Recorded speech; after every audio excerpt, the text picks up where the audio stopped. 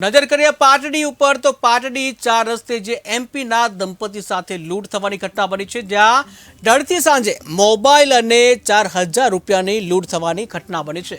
ત્યારે લૂંટનો બનાવ બનતા ચકચાર મચી જવા પામી છે।